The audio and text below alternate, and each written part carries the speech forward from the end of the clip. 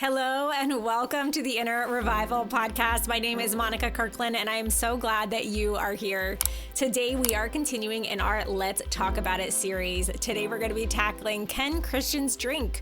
How to navigate alcohol addiction and God's call to sobriety with my guest today, Ericka Andersen. So let's be real, alcohol can be one of those topics that can feel a little loaded in Christian spaces.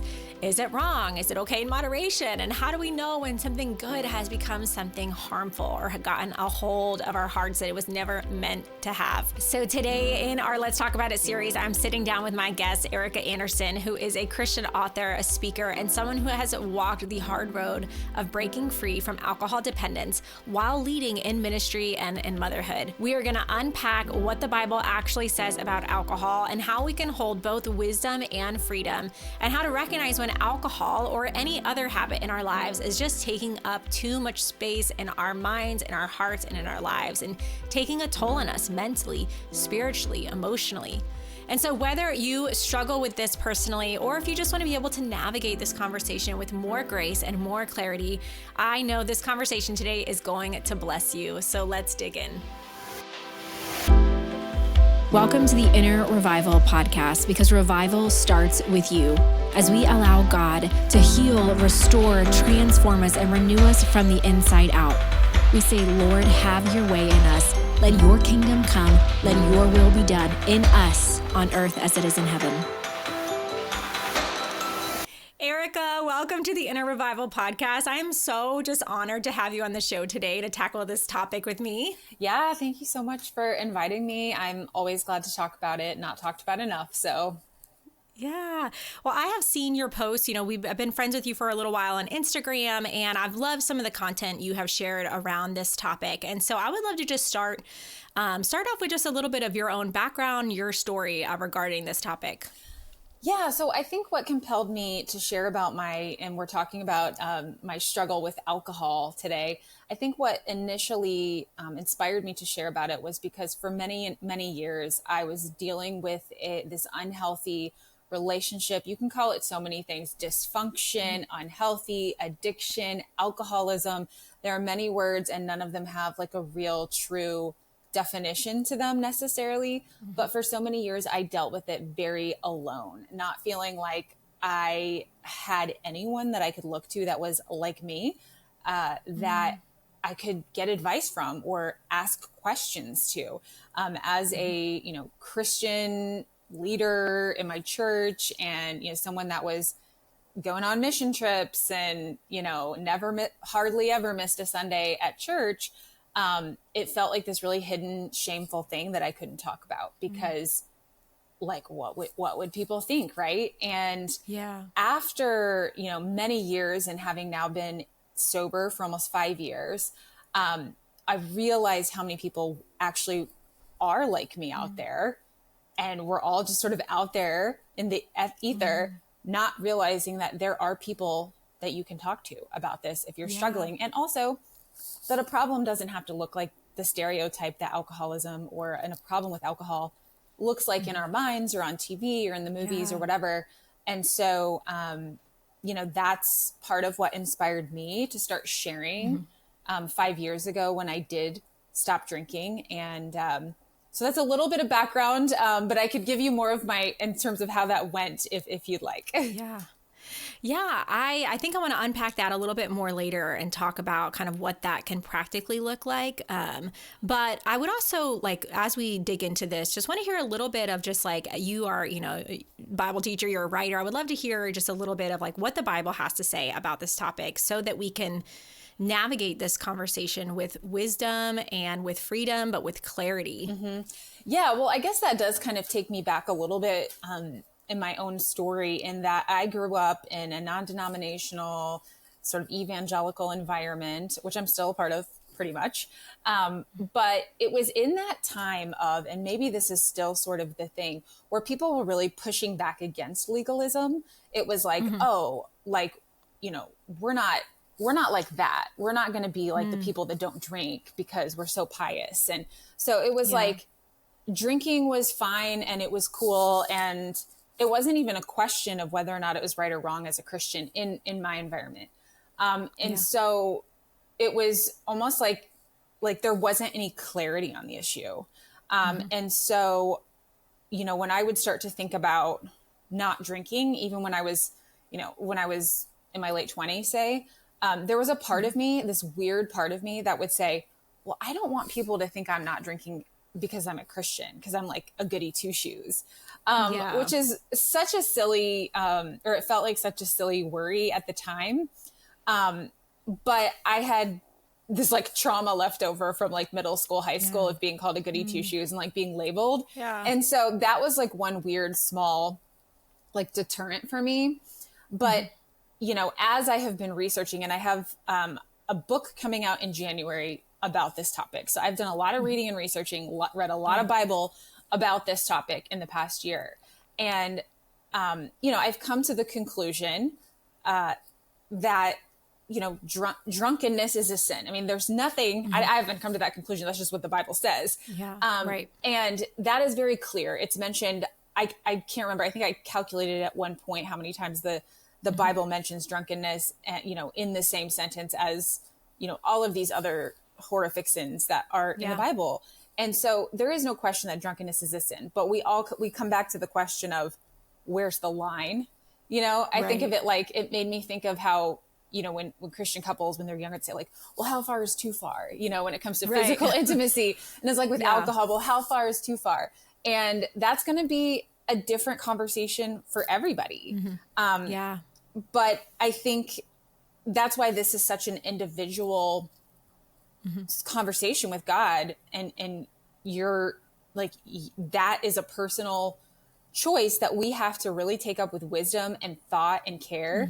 And I think there's a lot missing there. Like, I don't think there's any conversation about how deeply we do need to think about this, and how, let's talk about the destruction of alcohol in so many lives, and why this is a substance to take very seriously if you are going to drink it. Right. And I think that's such a good point about like the pendulum it swings so far back and forth, where I think I've observed that as well, where people, there was a lot of legalism around alcohol and like Christians, not drinking. And then people, I feel like it swung the other way to where it's very, gracious. And then you got, churches starting in bars and trying, I think it's almost like a trendiness. Like, I think you talk about this in your article, pastors and pints and like all these things. And it's like, we're hip, we're cool. Like, we're not, legalistic. And I think sometimes, it's like that pendulum can sometimes swing so far in the other direction. And that was in some of the faith communities that I've been involved with, looking back, I think, for me personally, growing up with parents who struggled with addiction, like I, got to this point where I really didn't drink at all. And I just kind of, I didn't judge other people for it, but I was like kind of what they call a straight edge, where you like, just stay away from it all. And then we got into this church community where I felt like I was seeing people have a healthy, like I thought it was, there was either healthy or there was no such thing as a healthy relationship with alcohol. Like there was just always like an addiction or a dependence. And then I would see it kind of modeled in a more healthy way. And so then I kind of pivoted to the other side of like, okay, I think this is okay. I don't have to be legalistic about it. I think that, there is freedom in this as long as it's not into drunkenness. But even in that viewpoint, I looking back see that perhaps we had allowed the pendulum to swing too far in that gracious space of like perhaps not being mindful enough of those who were quietly struggling, having social gatherings, unofficial church gatherings or small group meetings, or, one time we had a MOPS meeting in our home where, we were planning out the next season of MOPS and we were having wine. And I look back and I'm like, I think perhaps we just weren't careful enough or mindful enough of those who might have been struggling. And so, I've just seen that in my own life, in the church, like the pendulum just swinging so far back and forth. And how do we come to a healthy, like holy middle space? Yeah, I think just being aware, I think that's the first thing, is just being aware that people are struggling that you don't know are struggling. If you had a image of 4 moms from your small group or whatever, you wouldn't be able to pick out the one that was having a struggle. They're not going to tell you. I can tell you for myself, at events where there was alcohol with church friends or whatever, that really was a struggle for me. And I don't know that I would say, well, gosh, you should just never have alcohol. I mean, I think all of these decisions have to be made with intention and care. And alcohol doesn't affect everyone the same way. The way that our bodies respond to alcohol is very much so based on biology, on genetics, on trauma, on, all these different factors. So you can never say one thing is true about alcohol for everyone, because it's not. And so I think the awareness, number one, just knowing, walking into any situation, especially if we're talking about something to do with church or, Christian friends or whatever, that be aware that somebody could be silently struggling. And so just in the way that you talk about it and the options that you have, maybe that means having, a bunch of other types of drinks there as well. Yeah. But also, like, why do we always need alcohol? I mean, that's the other thing. Yeah. It's like everything, it's like wine makes everything better, or so we think. And, that's one of the biggest things that prevents people from quitting, and something for me as well, is that it's like, well, I won't be able to participate in these events anymore. How can I go to a wedding? How can I go on vacation? How can I go to this birthday party or celebrate this holiday or go to the concert? Everything we do has been sort of saturated in alcohol. It's like, it's decked out in alcohol. And so we associate all of these fun memories, some not so fun if you're me, but all of these memories and situations and people and places and events are tagged with alcohol. And so it's almost like we think that this is a necessary feature.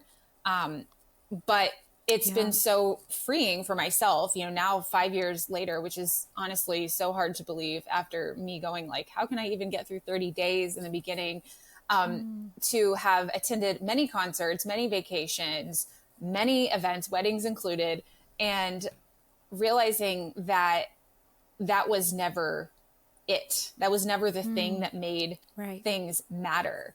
And it was the people, it was the environment, it was the atmosphere, it was the excitement. But you never get to experience that if you don't try it, And so we're walking through life with this like distorted view of what's real and what's not.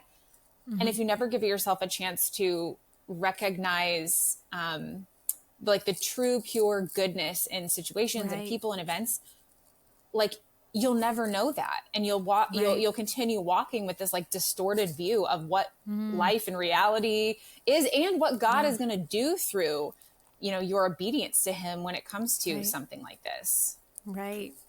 I think that's such a good point. And knowing that, I think if someone's struggling, they might think that they're losing out on so much if they stop. But like you said, it's realizing that those things weren't what made those moments special. It wasn't the alcohol, it was the people and the memories. And I think it's important for people to not associate it with this thing that's going to ruin your life, but actually it's going to improve your life. If you're struggling, getting free is going to make your life better, not worse. Yeah. And this is another thing that I've really been sort of honing in on lately, which is not necessarily, do I have a problem with alcohol? Maybe that's not the question. But I like people to ask the question, is alcohol serving me? Is alcohol serving my life? Is it making things better? Or is it making them worse? It's like, could things be better if I were to cut this out? Because we're all on a different spectrum. I mean, there could be people listening that are, like, they're like, I'm drinking a bottle of wine a day, which at some points that was me. And I feel like every day I say I'm going to stop. And then the next day at 5 o'clock, I'm like, oh, I can't do it. Right. Or you might be dealing with someone who's like, yeah, I think I drink too much on the weekends, or, drinking just makes me feel gross. Like there's such a spectrum on where people are. And I just want us to like think about it logically and recognize that like each individual, we have to assess our own situation for what it is. Yeah, that's so true. And I think it's important wherever people are at. I think, for me, sometimes if I choose, I do occasionally have, a glass of wine, but if I'm in a social event and I choose not to, it's awkward when you get questions like people will be like, oh, are you pregnant? Oh, you're not. Oh, like, the people, when you're a woman and you're a mom, people always assume if you're not having a glass of something that you must be pregnant. And, or if you say, oh, well, I'm just not drinking right now. There's all the, like, I think we should normalize too. There not being so many questions around, or like, don't ask someone if they're pregnant, if they're not drinking. Like sometimes people just choose, to not, or maybe they don't not drink at all, but they're just choosing that night to not have a glass. And so I think it's important too, to like just kind of normalize that people can choose to not drink for a variety of reasons, and we shouldn't like make them feel uncomfortable when they are choosing not to. It's kind of like, I mean, on a related note, it's kind of like if you think someone looks pregnant, don't ask them. Similarly, if someone's not drinking, maybe just like don't comment on it, because that might make them uncomfortable. For me, I do not care, and anybody can say anything at this point. But back in the early days, when I was still thinking about it and wasn't quite there yet, like I would like really get anxious over this and be like, oh, what if like, oh, I don't want to. And so it's, I mean, the easy solution to that is just have sort of like a script in your back pocket of, or in your mind of like, okay, oh, I'm getting up early tomorrow, or, oh, I'm on a medication, or, oh, I'm just like trying to detox right now. I mean, there's a million things you can say to head people off. And the folks that will prod you and have a lot of questions about it are generally people that have their own sort of issue with alcohol, and they're like totally fascinated by the fact that you aren't drinking. I know I was always very fascinated by people that were like, yeah, I'm sober, or I don't drink. I would be like, what do you mean? Like, I'd be like, why? I don't, because I really wanted to be that person, and I just felt like it was impossible. Yeah, my sister, she's in recovery, and I know it's one thing that she doesn't like to sometimes go to events where there's alcohol, because people will ask her so many questions, and she doesn't necessarily want to give her whole life story in every circumstance. And so it can make her uncomfortable. So I'm like, yeah, I think we should just normalize like not prying too much. But if someone wants to talk about it, it's like a beautiful testimony, of course. But I do think that it can make people who are in recovery feel, it's just like, let's, what's the word? Read the room. For me, like not constantly, but like I have no problem saying, like, oh yeah, I quit drinking a while ago, or like, I don't drink anymore. And I honestly don't get a ton of questions, but if people had questions, I'm like, I want to talk about it myself, but not everyone's like me. So it's just sort of like, be polite and curious to people.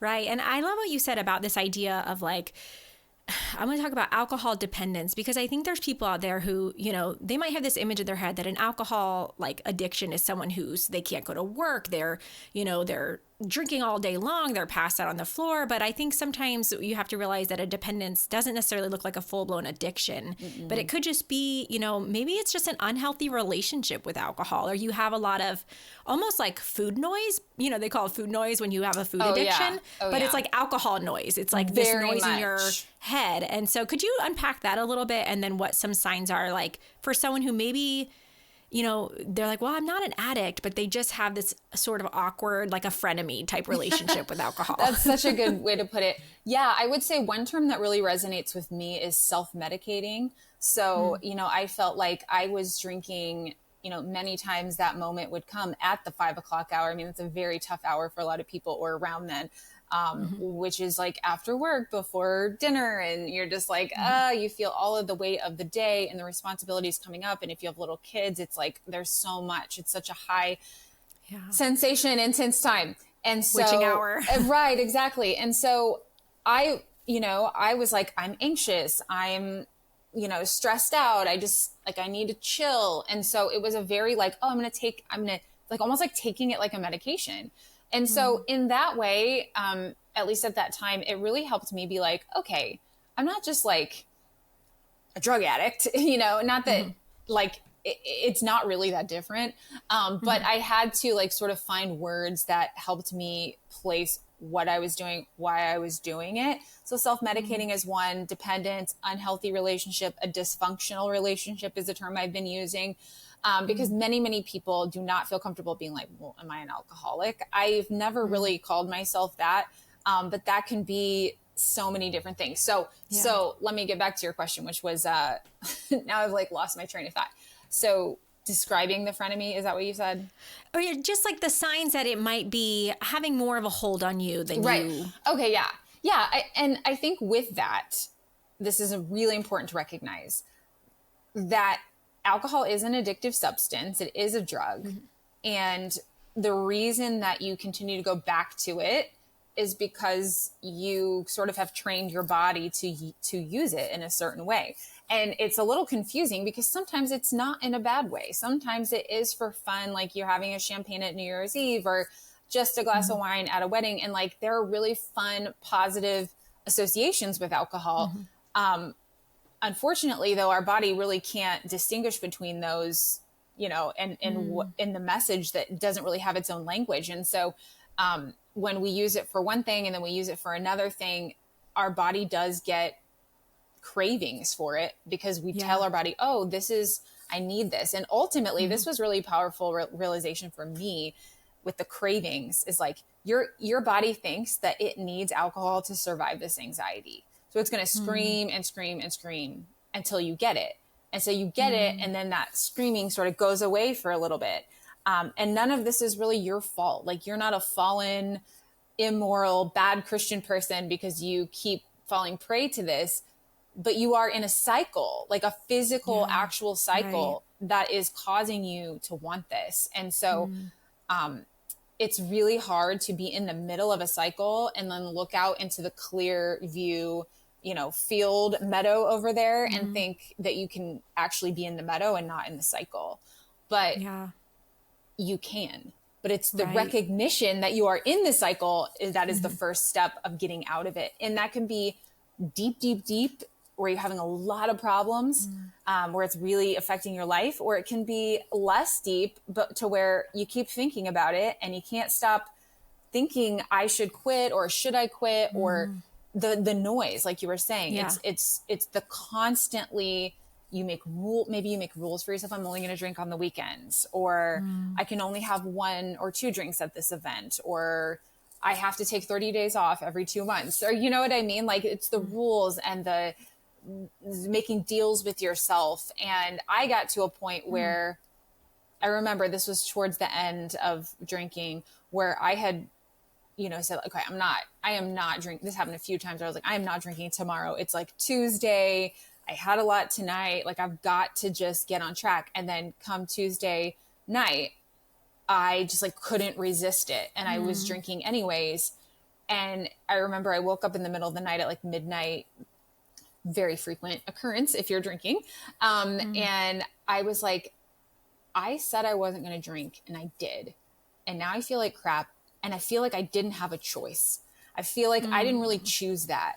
And like, there's something wrong with me. That's what my brain was saying. And that's when I was like, I've got to figure this out. I've got to get a hold on this. And I didn't know how I was going to do it. But when you start to feel like it's controlling you, you're really headed in a bad direction. Yeah. I like what you said about the relationship with the anxiety, because there was a study that I read, or maybe it was a podcast I heard, but it was talking about how, a lot of people will have a drink to take the edge off or to like help with anxiety. And it does actually help, I think, for like the first hour or two. But then when you look at the scans 24 hours later, you're actually much more anxious or depressed than you were before you had it. And so it's like, it's kind of that cycle where it's like you're doing something to try to help your anxiety, but it's actually leaving you more anxious. And so I really think people who struggle with anxiety or depression really have to be extra careful with the role of alcohol in their life because of its effects on serotonin and dopamine. And I think it can get you caught in a vicious cycle. Right. And it messes with, if you are on antidepressants or anti-anxiety, it's going to mess with how well those are helping you. Yeah. And just really detract from other solutions, because when you have this easy solution, you're not likely to look for other ones. And also other things that are less sort of strong in how they affect you don't affect you as much because your body's used to this very powerful sort of numbing agent. Whereas now I can say, going outside and taking some deep breaths or, taking a magnesium gummy or something, those are things that actually my body can recognize as like natural help. Whereas with alcohol, you're so artificially sort of ginned up to this other quote solution that your body isn't really processing those other things that can be helpful. And so you have to give yourself time to like come off of that, do other things. And I will tell you, having been a non-drinker now for almost 5 years, the alcohol noise is just non-existent. And it is very rare that I am ever thinking that I would like to have a drink. Wouldn't say never, but you're not dealing with that constant conversation all the time. Yeah. Yeah, that's good. And I think that's offers so much hope to the people who are out there who may be struggling with this or wondering, like you said, do I have an unhealthy relationship with this? And how can I reevaluate that? Yeah, I think that's so important. And I think, we have to understand that I think it's our natural inclination when we're in a hard season to want anything, whether it's a glass of wine or whether it's a bowl of ice cream or a Netflix binge or a good book. Like, we want to numb ourselves from the pain that we're experiencing.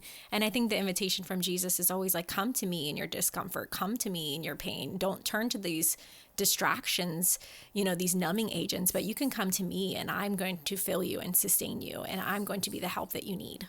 Right. And you're not allowing that when you go to alcohol. I really believe that, the Bible says, of course, the most famous verse about alcohol, like don't be drunk on alcohol, but be drunk on the Spirit. And I have like this visceral feeling that when I was drinking alcohol, there was no room for the Spirit.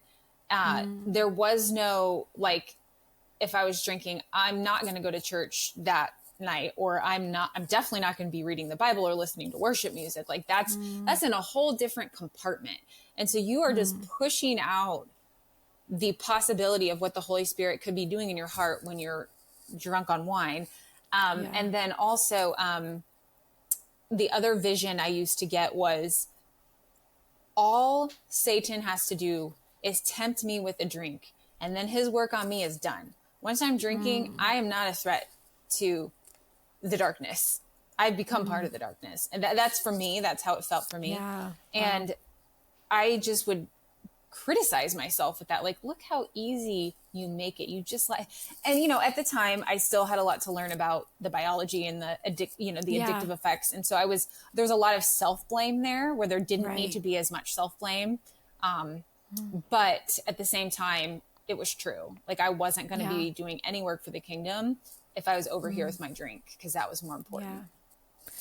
Yeah. I'm curious if you can share a little bit about, we've talked about kind of the unhealthy signs of alcohol dependence. What would you say as a Christian would be like a healthy relationship with alcohol? If you're not thinking about it, if you can have a glass of wine and it is just like no different than having a glass of milk. I think anyone that's, if you're getting hangovers, if you are coming home from an event and feeling like, oh my gosh, I was like talking way too much, or I said something stupid.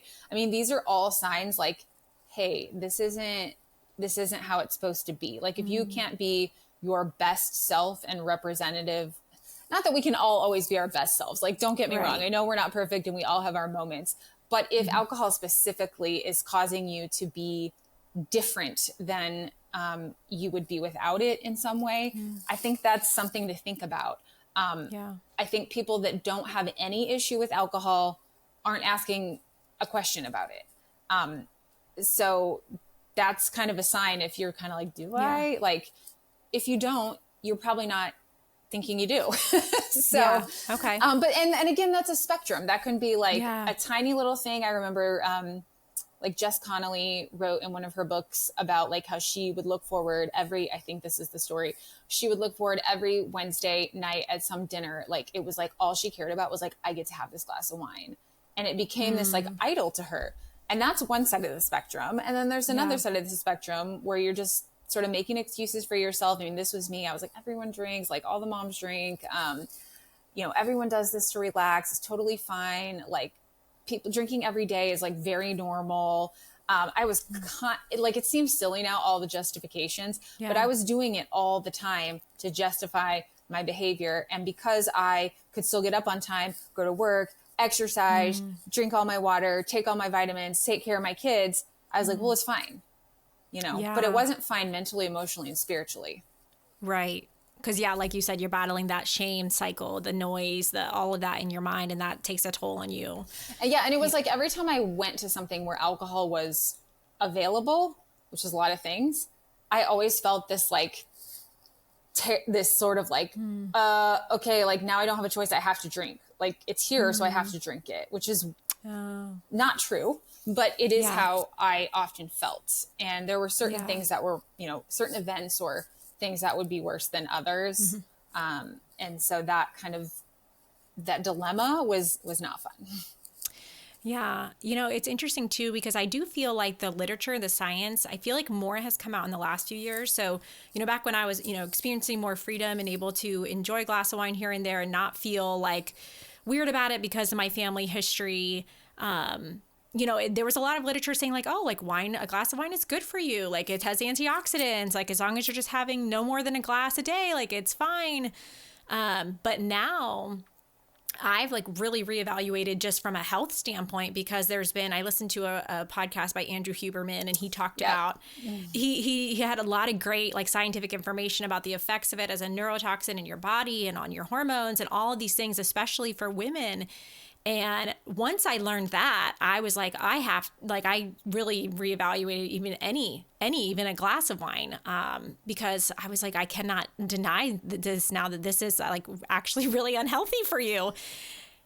Yeah. It's just interesting. The science is, I just feel like there's just more coming out now in the last 2 years than I feel like we had before. And so when you have more information, you do have to make better choices, I think. Right. Exactly. I always say you can't unknow what you know. And I saw a sobriety influencer yesterday had a TikTok or had a video up that was like, oh, so you want to quit drinking?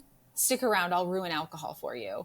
Meaning like, let me tell you all the reasons, because I've been talking with you about all these sort of mental and spiritual things. And that's the addiction side, but there's also the physical side to where we see that women have been dying of alcohol related illnesses at 3 times the rate that they did 20 years ago.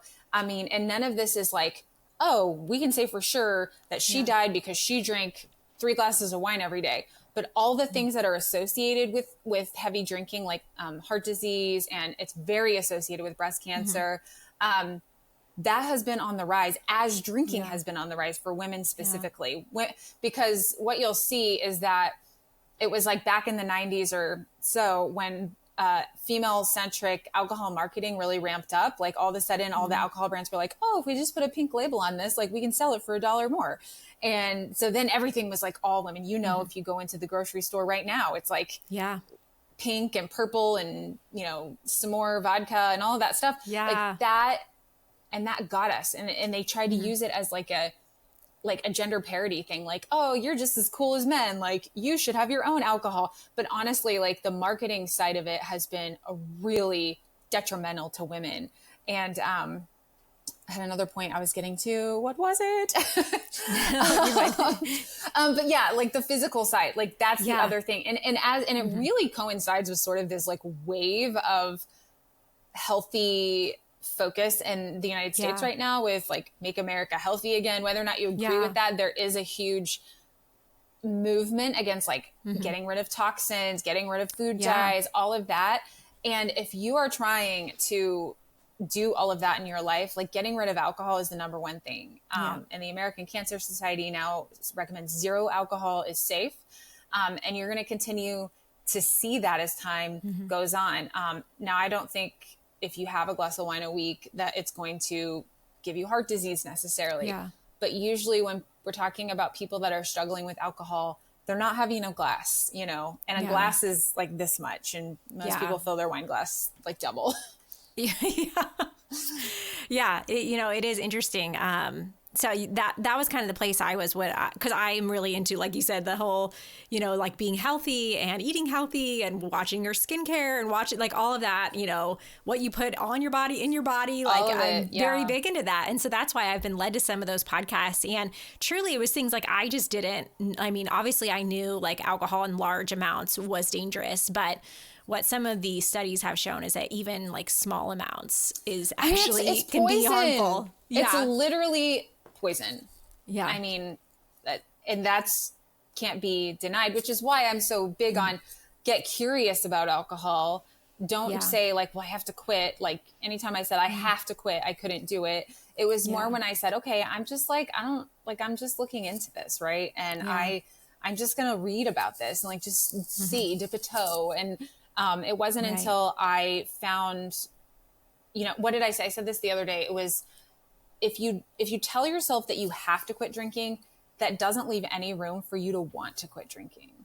And that's good. When you want to, for all the right reasons, it's a whole different kind of superpower and ability that you have then to actually take the steps to do it. Because you're not doing it, you're doing it for a whole different set of reasons at that point. Yeah.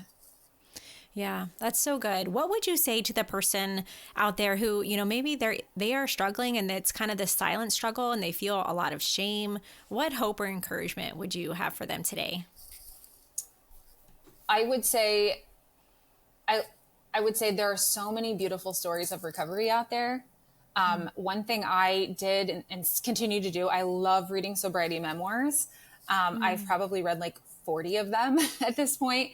And so I would say get yourself a stack of those because the people that write those have just incredible stories of being so at the bottom and coming out on the other side when it felt so impossible. And you read these stories of redemption and you're like, if that person can do it, I can do it too. So that would be one thing I would say. Yeah.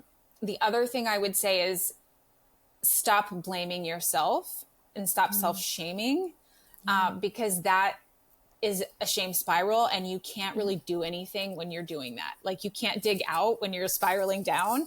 And the best thing that you can do is get it into the light. It's cliche, but shame does not survive in the light. And so whether that's talking to one person or jumping into one of these online groups where you can go to support meetings. By the way, you can go to support meetings totally anonymously, not turn your camera on, not talk. You could make up a fake name and you can just sit in the room and listen. And what you will realize is that you are not that different from these people. Like I started going to these meetings. These were very pivotal for me. This was 2020. So it was like, I had never gone to these kind of meetings and I was like, oh my gosh, like I'm here, but I get in there and I'm like, oh, like these are like normal people that are just struggling just like I am. And it is a spectrum again, but it's like you're struggling with alcohol while someone else is over here, in another part of your life, not at the meetings, but like in another part of your life, it's like, we're all just getting through this life, in some form or fashion. And alcohol is not a more shameful problem than some other problem. It's just been labeled that way. And it can be more destructive for sure than some, but you're not worse. You're not more sinful. You just need to take steps to deal with it. The other thing I would say is this was always something that held me back too. Is I was like, well, I can't tell people I'm quitting drinking because then like, what if I start drinking again? And like, then people will think, oh my gosh, like freak out. I overthought this topic. I overthought like people are going to think I'm like this bad mom and all these things. And now I can tell you that's not really something you should worry about. Like if I know somebody that tells me they quit drinking and then they start drinking again later, I'm not like appalled. I'm not like, oh my gosh, it's just like, this is part of the process. Yeah. And most people aren't able to stop the first time forever. It's a process and you have to have grace for yourself and just like keep going. And like really all of our lives are we just have to keep going because we're going to mess up and we're not going to be perfect. And sorry, last thing, I'm like going on and on. I love it. Last thing is that our problems on earth do not disappear. And like, we're never going to get to like, this is it. We've made it. Yeah. This problem, maybe you get over this problem, whatever. There's another one and another one. And until we're in heaven, we're going to be having to deal with these earthly, bodily, mental issues. Right. But the idea here is that there is freedom in Christ from so much of this. And we just have to keep walking forward and recognize that all things will be better one day. But for now, here we are doing our best, relying on God, relying on the people he's put in our lives. He's given us our church family, our friends. We're meant to use those tools. And if you're not using them, why not? Yeah.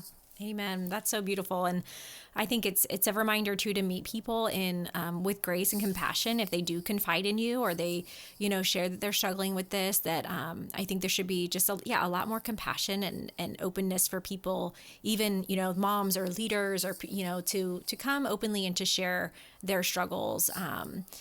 Because I think so often people, they hide it, not because they want to, but because they're just so scared of what people might say or what people might think. And so. Yeah. And lead by example. I mean, I like to say I go first because I want people to feel comfortable. Like I want pastors to to share their own stories. I want churches to invite people up to share their testimony. Testimony is the most powerful way to reach somebody.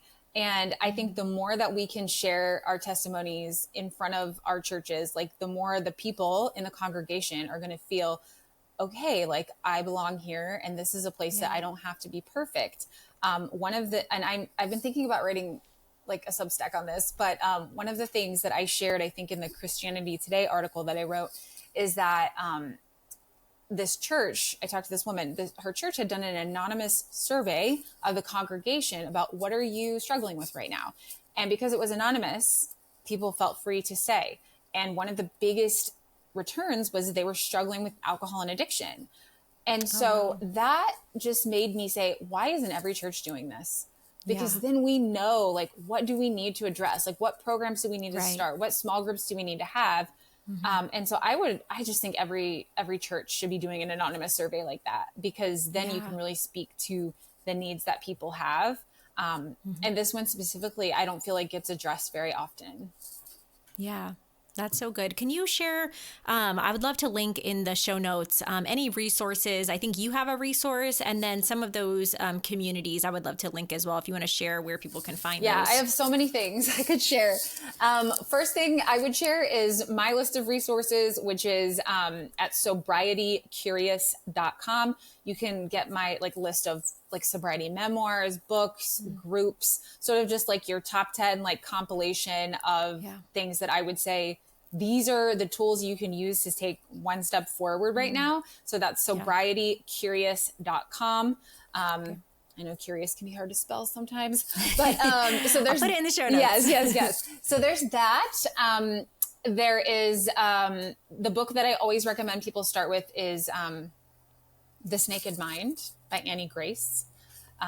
Not a faith-based resource, but definitely was very pivotal for me. So This Naked Mind, and then support group online is that I use, just called The Luckiest Club. And that's not the only one. There's also groups like Sober Sis, and obviously you can go to Alcoholics Anonymous. I think they have them online, of course, and in person. So there's Celebrate Recovery. Celebrate Recovery. Sorry, I forgot about that one. That is a faith-based one. So some larger churches have that, or it's nearby. And then lastly, I would say my book coming out in January is called Freely Sober: Rethinking Alcohol Through the Lens of Faith. So that is available for pre-order now on Amazon. Awesome. And it's coming out from IVP in January. So I would absolutely love to share with you my full story coming out in the book. It's also a very practical, hands-on, here are tips, here are actual things you can do as you're walking through this. So really excited. This is the first time I've been able to talk about it on a podcast. Yeah. So perfect. I'll make sure to link the pre-order link for that as well, so people can check that out. That's going to be such a blessing. Yeah. Thank you so much just for you and your story and the work that you're doing, and and the resources that you've made available to people. Yeah, thank you so much, Monika. Yeah, thank you. Well, I do want to have you just close us in prayer, if you don't mind, just for anyone out there who's listening who is maybe just curious and open, and for people who on all sides of the spectrum, or those who are really struggling to those who are just kind of maybe wondering if they should be reevaluating. Absolutely.